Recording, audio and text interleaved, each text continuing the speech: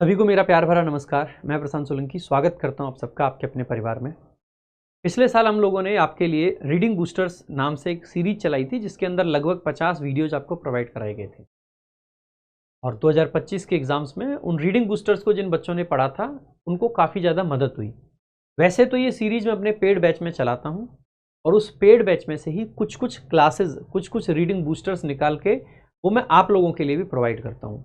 तो पिछले साल की तरह ही अब की बार भी मैं आपको रीडिंग बूस्टर्स कराने वाला हूं। तो जैसे पिछले साल लगभग 50 रीडिंग बूस्टर्स मैंने आपको कराए थे, अब की बार फिर से 50 रीडिंग बूस्टर्स हम आपको कराने वाले हैं। पिछले बार के रीडिंग बूस्टर में और नए साल वाले रीडिंग बूस्टर्स में थोड़ा सा डिफरेंस है, वो मैं आपको ब्रीफ में बता देता हूं कि क्या डिफरेंस है।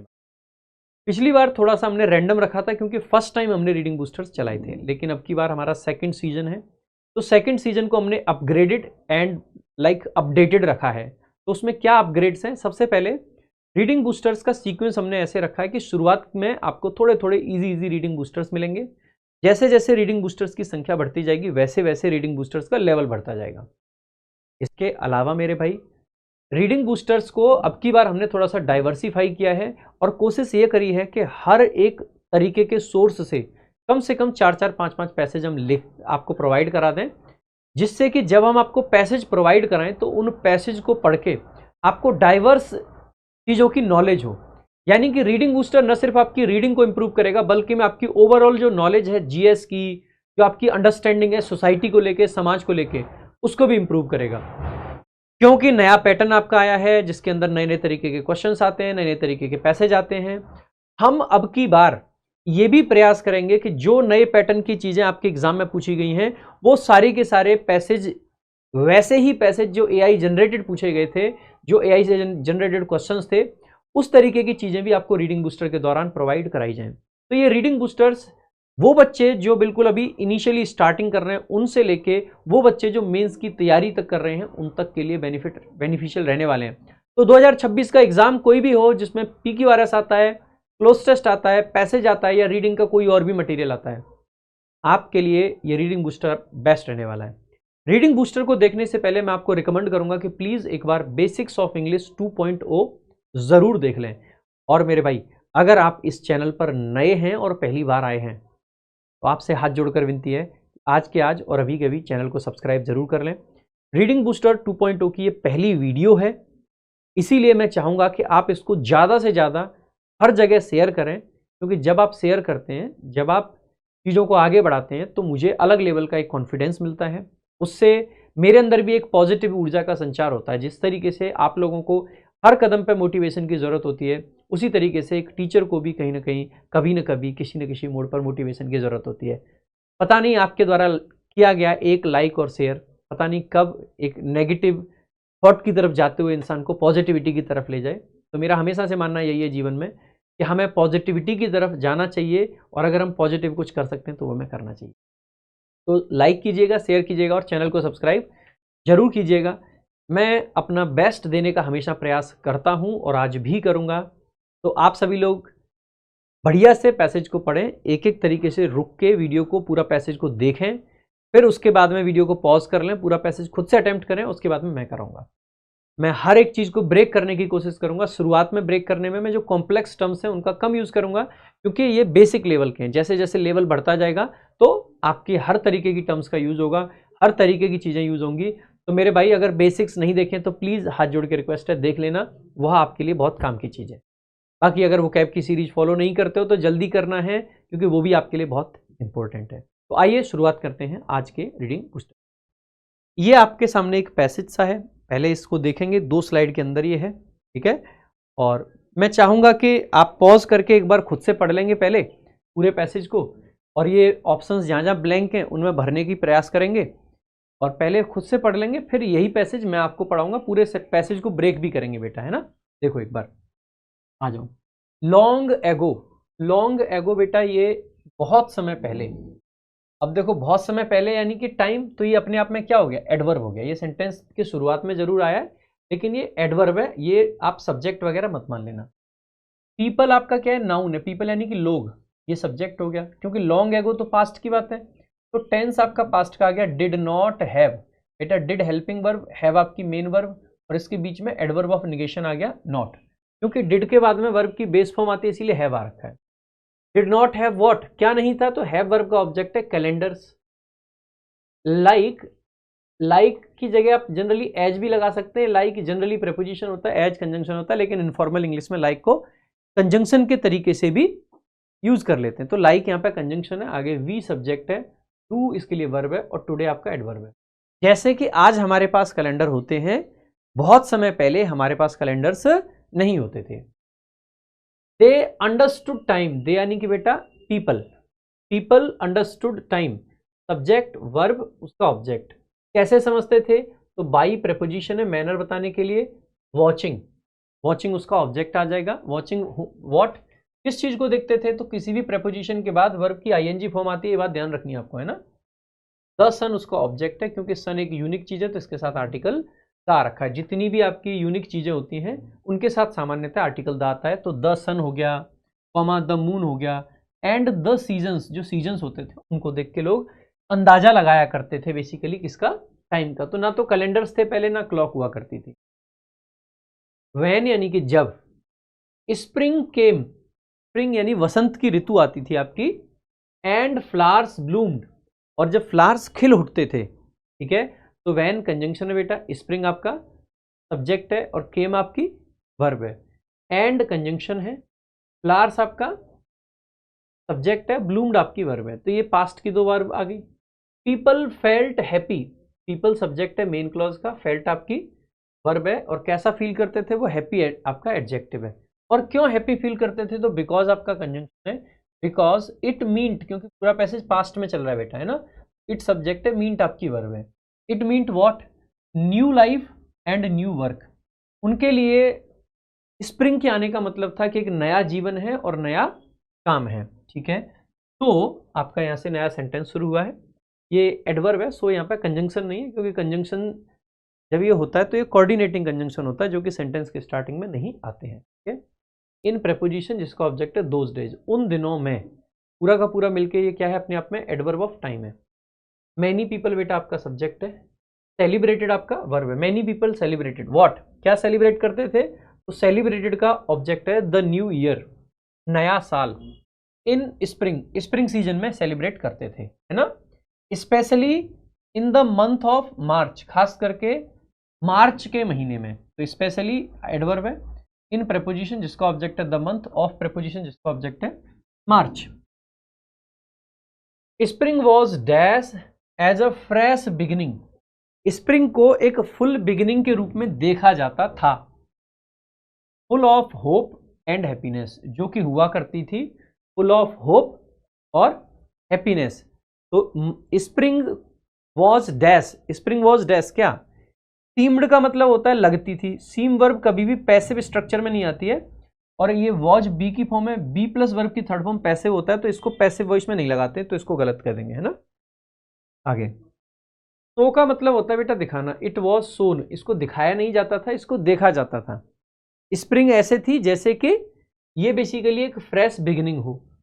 सीड तो बेटा बीज होता है, इसका कोई सेंस नहीं बने, तो आपका क्या बन जाएगा, सीन, इट वॉज सीन, इसको देखा जाता था एज अ फ्रेश बिगिनिंग। तो एज प्रेपोजिशन जिसका ऑब्जेक्ट है फ्रेश बिगिनिंग, जो कि क्या होती थी, उसी बिगिनिंग को डिफाइन कर रहे हैं, तो फुल एक एडजेक्टिव है। ऑफ प्रेपोजिशन जिसका ऑब्जेक्ट है होप एंड हैप्पीनेस। आगे मैनी ईयर्स लेटर, बहुत सालों बाद, ये भी आपका एडवर्ब ऑफ टाइम है ना, कई सालों बाद। In a great land called Rome, in preposition जिसका ऑब्जेक्ट है ग्रेट लैंड, कॉल्ड आपका पार्टिसिपल होता है, लैंड को डिफाइन कर रहा है, कौन सा लैंड, जिसको रोम बोला जाता था, कॉल्ड व्हाट, रोम। आगे पीपल डिसाइडेड, पीपल सब्जेक्ट है, डिसाइडेड आपकी बेटा वर्ब है, और क्या डिसाइड किया, डिसाइडेड व्हाट, तो व्हाट का रिप्लाई है to make what, a better calendar, एक बेहतर कैलेंडर बनाने का उन्होंने डिसाइड किया, ठीक है। They chose January as the first month, उन्होंने, चोज बेसिकली वर्ब है क्योंकि पास्ट की बात चल रही है ना अभी भी, जनवरी को चूज किया as the first month of the year, साल के पहले महीने के रूप में जनवरी को चूज किया। क्यों, वाई, आप अपने घर में जाके कभी किसी से पूछना, या आपके जो बड़े हैं उनसे, कि जनवरी ही पहला महीना क्यों है, तो वो आपको शायद बता दें, नहीं बताएंगे तो मैं तो हूँ ही बताने के लिए, आज सुन लीजिए, सीख लीजिए। आप में से एक बार बताना भी कमेंट करके कि आप में से कितने बच्चों को पता था कि जनवरी पहला महीना क्यों होता है। आप में से कितने जानते थे इस बात को। तो जनवरी सब्जेक्ट है, वॉज नेम्ड, जनवरी का नाम रखा गया था आफ्टर जीनस, एक जीनस नाम के व्यक्ति थे, मतलब भगवान थे, नॉट व्यक्ति। तो आफ्टर जीनस अ गॉड, जो कि क्या थे, एक भगवान, विथ प्रेपोजिशन ऑब्जेक्ट है टू फेसेस, जिनके दो फेस होते थे। जैसे हमारे यहाँ ब्रह्मा जी के 3 फेस होते हैं ना, वैसे ही रोम में जीनस नाम के एक भगवान थे जिनके 2 फेस होते थे। ठीक है, कौन से होते थे? वन लुकिंग, एक लुकिंग एट द पास्ट, जो कि पास्ट की तरफ देखते थे, एंड डैश लुकिंग। बेटा 2 थे, 2 में से एक की बात कर ली तो दूसरा डेफिनेट बचा, एकमात्र, और डेफिनेट का केस है तो आर्टिकल द आता है, तो द अदर आपका यहां पे सही आ जाएगा। तो the other looking at the future, तो एक जीनस भगवान हुआ करते थे जिनके 2 फेस थे। ठीक है, और एक बेसिकली फ्यूचर की तरफ देखते हुए और एक पास्ट की तरफ देखते हुए। तो लोगों को लगा यार ये तो परफेक्ट महीना है, जीनस के नाम पे जनवरी बना, और जनवरी वो महीना है जो कि पास्ट की चीजों को देख के आपको फ्यूचर की प्लानिंग करनी है। यही तो होता है जनवरी। जनवरी ही पहला होता है। क्यों पहला होता है? क्योंकि जनवरी जीनस नाम के भगवान थे, उनके नाम पे ये जनवरी नाम रखा गया है। जीनस भगवान के 2 फेस थे, एक पास्ट की तरफ देखता था और एक फ्यूचर की तरफ देखता था। यानी कि जनवरी वो महीना है जो पास्ट के ईयर को आपको एनालाइज करना है और फ्यूचर की प्लानिंग करनी है। ठीक है, तो आपको समझ आ जाना चाहिए किस लिए। अनदर क्यों नहीं आएगा बेटा? क्योंकि डेफिनेट के सेंस में अनदर नहीं, द अदर आता है। 2 ही लोग हैं, 2 ही चीजें हैं, 2 कुछ हैं, एक की बात कर ली तो दूसरा डेफिनेट बचा ना, इसीलिए अनदर का यूज यहाँ पे नहीं होगा, अदर का यूज नहीं होगा, द वाले का यूज होना चाहिए क्योंकि डेफिनेट का सेंस है। आगे देखेंगे। पीपल बिलीव्ड, लोगों ने मान लिया, दैट कि January was the right time. People subject है, बिलीव्ड वर्ब है, दैट कंजंक्शन है।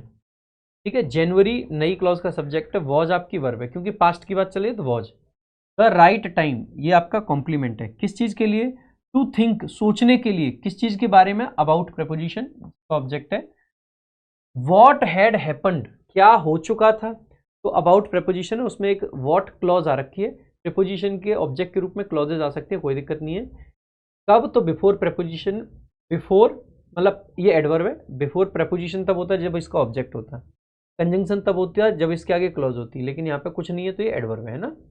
एंड टू प्लान, एक इन्फिनेटिव इधर था और एक इन्फिनेटिव इधर है। तो जनवरी राइट टाइम था सोचने का कि क्या हो चुका है, और प्लान करने का फॉर प्रेपोजिशन जिसका ऑब्जेक्ट है बेटर डेज अहेड, अच्छे दिनों के लिए, यानी कि फ्यूचर का प्लान करने। ऑन दिस डे, और इस दिन, पीपल मेड प्रोमिसेस, लोग प्रॉमिस करते थे। अब आपको समझ आएगा कि रेजोल्यूशंस क्यों लेते हैं लोग।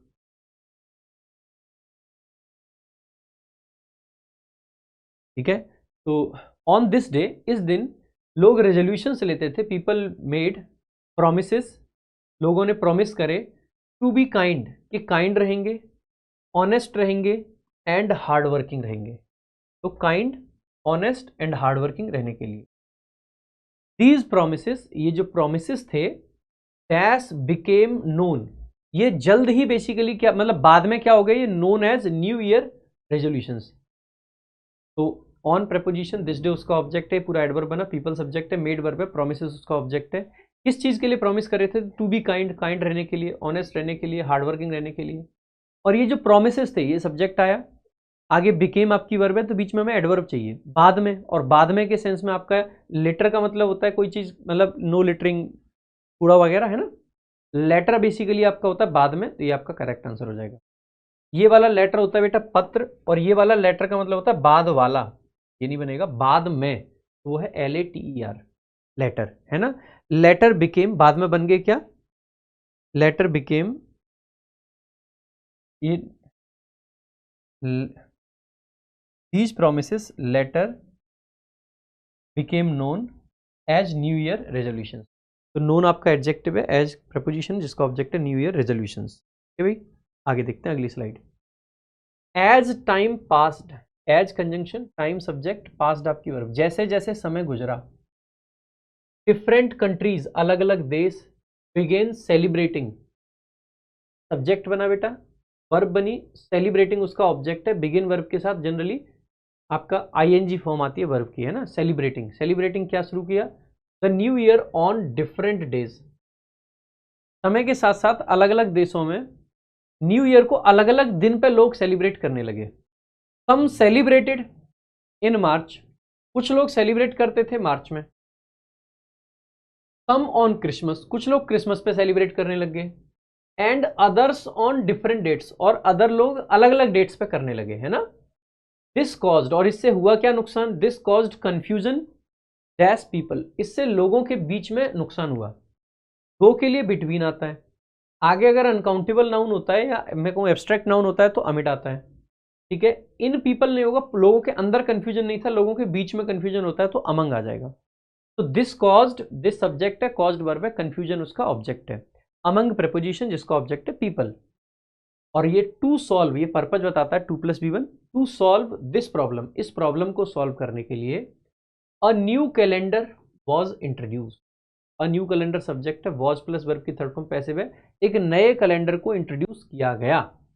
एंड स्लोली, और धीरे धीरे, मैनी कंट्रीज, कई सारे देश, एग्रीड टू सेलिब्रेट, वो एग्री कर जाते हैं सेलिब्रेट करने के लिए क्या?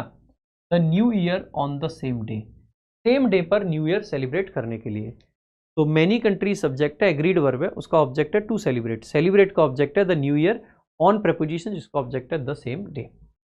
एट लास्ट, और अंत में, जनवरी 1 यानी कि 1 जनवरी बिकेम न्यू ईयर्स डे, और ये बन जाता है आपका new years day.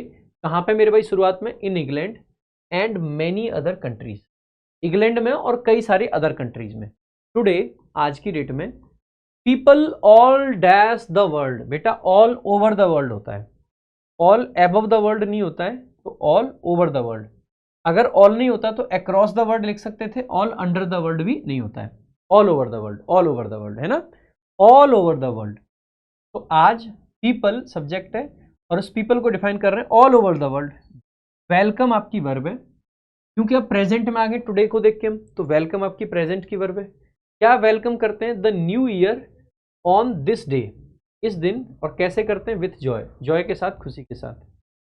They watch, लोग देखते हैं क्या? फायर वर्क्स, वैसे ये चलाने नीचे पटाखे वगैरह फायर वर्क्स, वे फायर वर्क्स देखते हैं। ग्रीट करते हैं each other by saying happy new year, happy new year बोल के एक दूसरे को ग्रीट करते हैं, यानी कि एक दूसरे का बेसिकली विशेष देते हैं, है ना। आपने व्हाट्सएप पे और फोन करके, मैसेज करके, अलग अलग तरीके से। एंड मेक न्यू प्रोमिसेस, और नए नए प्रॉमिस करते हैं। आप में से भी कुछ लोगों ने जरूर करे होंगे promises. The new year teaches, ये जो नया साल है ये हमें सिखाता है, टीचेज किसे? अस, हमें क्या सिखाता है? डैश, तो हुम आएगा, टीचेज अस क्या सिखाता है? तो हुम का कोई सेंस नहीं है, विच का कोई सेंस नहीं है, हु का नहीं, दैट हमें सिखाता है कि, टीचेज अस दैट, कि एवरी ईयर, हर साल, ये सब्जेक्ट है, ब्रिंग्स आपकी वर्ब है, a fresh start and a new chance to do good things and become better human being. तो द न्यू ईयर सब्जेक्ट है, टीचेज आपकी वर्ब है, अस आपका ऑब्जेक्ट है, आगे कंजंक्शन की जरूरत थी। ये आपका रिलेटिव प्रोनाउन है, ये आपका रिलेटिव प्रोनाउन है, और ये भी आपका रिलेटिव प्रोनाउन है। दैट कंजंक्शन है तो ये लग जाएगा, दैट कंजंक्शन आ गया। एवरी ईयर सब्जेक्ट है, ब्रिंग्स आपकी वर्ब है, और क्या लाता है? तो अ फ्रेश स्टार्ट उसका ऑब्जेक्ट है, एंड अ न्यू चांस भी उसका ऑब्जेक्ट है, एंड के पहले भी ऑब्जेक्ट, बाद में भी। किस लिए चांस लाता है? तो 2+V1 to do, do what? Good things उसका ऑब्जेक्ट है डू का, एंड बिकम, तो 2+V1 यहां भी आ जाएगा, क्या बनना? Better human beings. आगे देखेंगे भाई। अब इस पे बेस्ड कुछ क्वेश्चन है, इनके आंसर आपको खुद करने हैं, जल्दी जल्दी आंसर करो, जल्दी जल्दी। What problem arose when different countries celebrated new year on different dates, क्या समस्या हुई जब अलग अलग देशों ने अलग अलग दिन नए साल सेलिब्रेट करें? वो दे तो रखा था दूसरे स्लाइड पे शुरुआत में ही, कि जब अलग अलग देशों ने अलग अलग टाइम पे न्यू ईयर सेलिब्रेट किया तो उसकी वजह से लोगों के बीच में क्या हुआ बेटा? कंफ्यूजन हुआ, ठीक है। क्या हुआ? कंफ्यूजन हुआ। तो people forgot the name of months, लोग नाम नहीं भूले। There was confusion among people, among वहां पे प्रीपोजिशन भरवाई थी मैंने आपसे, है ना, तो बी ऑप्शन सही हो जाएगा। स्प्रिंग सीजन डिसअपीयर्ड नहीं, फायरवर्क्स स्टॉप नहीं। आगे, which of the following ideas is most strongly supported by the passage. पढ़ो और आंसर करो जल्दी जल्दी। इनमें से कौन सी चीज को स्ट्रांगली सपोर्ट किया गया है पैसेज में? Calendars were invented mainly for festivals. क्या कैलेंडर्स को इसलिए इन्वेंट किया गया था कि त्योहार मना पाए? आप कहोगे सर कतई नहीं, ये रीजन नहीं था कैलेंडर का। Spring is still the best time to celebrate new year. क्या पैसेज ये कहना चाह रहा है कि भैया बेस्ट टाइम नई साल मनाने का स्प्रिंग सीजन है आज भी? ना, पैसेज ये भी नहीं कहना चाहता बेटा, तो ये भी गलत है। Fireworks are the most important part of new year celebration. क्या पैसेज ये कहना चाहता है कि पटाखे वटाखे चलाना सबसे इंपॉर्टेंट है? आप कहोगे ना। A common new year that help reduced confusion among people. अगर एक कॉमन डेट बन गई तो इससे क्या हुआ कि कंफ्यूजन हट गया। आप कहोगे यही करेक्ट आंसर है। आगे, choose the sentence that uses the correct tense according to the passage. Passage के हिसाब से कौन सा टेंस सही है? देखो लास्ट में लॉन्ग एगो लिख रखा है तो पास्ट की बात है, तो क्या प्रेजेंट आ सकता है? आप कहोगे सर नहीं आ सकता, तो गलत है। खुद से आंसर करो एक बार। दूसरा, इन ओल्डन टाइम्स, यानी कि पास्ट की बात है, और पास्ट की बात है तो कौन सा टेंस आएगा? पास्ट का, यानी कि वर्ब की सेकंड फॉर्म आ सकती है? मैं कहूँगा आ सकती है, तो ये पॉसिबल है। आगे लॉन्ग एगो लिख रखा है बेटा, कब की बात है? पास्ट की। और अगर बेटा पास्ट की बात है तो क्या इज एम आर आ सकता है? आप कहोगे नहीं, ये तो प्रेजेंट है। बेटा लॉन्ग एगो यानी कि पास्ट है, और पास्ट के साथ क्या सेल विल आ सकता है? आप कहोगे नहीं, ये तो फ्यूचर होता है। आप कहोगे बी ऑप्शन आपका करेक्ट आंसर। आगे देखेंगे तीसरा question. Which idea about the new year is best explained through the role of Janus in the passage. Passage में जो जीनस का रोल बताया है उससे कौन सा आइडिया न्यू ईयर का दिया है? बताया ना, जीनस भगवान थे, दो फेस थे, एक पास्ट की तरफ और एक फ्यूचर की तरफ, तो वही आइडिया है। The new year should always be celebrated in spring. ना, जीनस से ये वाली बात नहीं कहेगी, जीनस से 1 जनवरी की बात कहेगी। New year is meant only for enjoyment and celebration. क्या न्यू ईयर सिर्फ इसीलिए कि एंजॉय करो, सेलिब्रेट करो? नहीं, यहाँ पर बहुत कुछ हमारे लिए एक नई शुरुआत होती है। ये तरीके से the new year connects reflection on the past with planning for the future. सही बात है, ऑप्शन सी करेक्ट आंसर हो गया। New year was decided only by farmers, ऐसा भी नहीं था। आगे देखेंगे बेटा, ये जो 4 सेंटेंसेज हैं इनको आपको अरेंज करना है सही ऑर्डर में, जल्दी से। पैसेज अगर आपने पढ़ा है तो आप अरेंज कर ही लोगे। देखो, this season was seen as a sign of renewal because, अब देखो दिस सीजन कौन सा सीजन? सबसे पहले हमें स्प्रिंग सीजन की बात करनी पड़ेगी, तो ए से शुरुआत हमें नहीं करनी चाहिए, इसीलिए ये ऑप्शन आपका गलत हो जाएगा। इन एंशिएंट टाइम्स, पुराने समय की बात है, people celebrated the new year in spring instead of January. यहाँ से शुरुआत कर सकते हो। आप कहोगे सर ये तो पॉसिबल है कि हम बी से शुरुआत कर लें, बी पहले आ सकता है, पॉसिबल है। सी सेंटेंस देखो, the arrival of spring gave people hope for a fresh beginning after the cold winter months. यहाँ पे भी अराइवल की बात कर रहे हैं, यहाँ पे स्प्रिंग सीजन की बात कर ली, यहाँ पे भी स्प्रिंग की बात कर रहे हैं, और इसीलिए इसको बेसिकली कनेक्ट करने लगे idea of new year. D सबसे लास्ट में आना चाहिए। आप पाओगे कि सर जी डी यहाँ पे लास्ट में नहीं है, तो ये वाला भी नहीं होगा। फिर कौन सा बचा? क्या सी से शुरुआत करनी है? मैं कहूँगा बी से शुरुआत करो, तो इसका मतलब है ये ऑप्शन बचा, यही करेक्ट आंसर होगा। पैसेज पढ़ लोगे तो वैसे भी क्लियर हो जाएगा। आगे, दीज स्मॉल प्रोमिसेस, भाई कौन से प्रोमिसेस? पहले प्रोमिसेस करो तो सही। स्लोली इन्फ्लुएंस डेली हैबिट्स, इसमें बताया गया कि प्रॉमिस से क्या होता है। भी कह रहा है कि जब फॉलो करें सिंसियरली तो रेजोल्यूशंस हेल्प करते हैं हमें डिसिप्लिन और पॉजिटिव थिंकिंग डेवलप करने में। ये भी कह रहा है कि क्या होता है इनसे, ये कैसे काम करते हैं। रेजोल्यूशंस रोल प्ले करते हैं, ये तो लास्ट में 10 है, यानी कि रिजल्ट है, लास्ट में सी आना चाहिए। अच्छा, एक ही ऑप्शन है जिसमें सी आ रखा है, यही ऑप्शन आपका करेक्ट होने के चांस है। On new years day people often make resolutions, T से शुरुआत हो, टी से शुरुआत है, लास्ट है, बी ऑप्शन आपका करेक्ट आंसर। जो चीज़ें इसमें दे रखी हैं उन्हीं से ये कुछ सेंटेंस बना के आपको ऑर्डर पूछा गया है, आप उससे भी ऑर्डर कर मार्क कर सकते हैं और ऐसे भी कर सकते हैं। तो ये था आज का हमारा रीडिंग बूस्टर। आई होप आप सभी लोगों को पसंद आया होगा, और अगर पसंद आया है तो एक बार कमेंट करके बताओ कि कैसा लगा आपको आज का रीडिंग बूस्टर। बाकी आज के लिए और अभी के लिए सिर्फ इतना ही रखेंगे। थैंक यू सो मच, मिलेंगे कल की क्लास में, क्योंकि इसमें हम रीडिंग बूस्टर रेगुलर बेसिस पे पढ़ने वाले हैं। ठीक है, this is all for today, thank you so much, जय हिंद, जय भारत।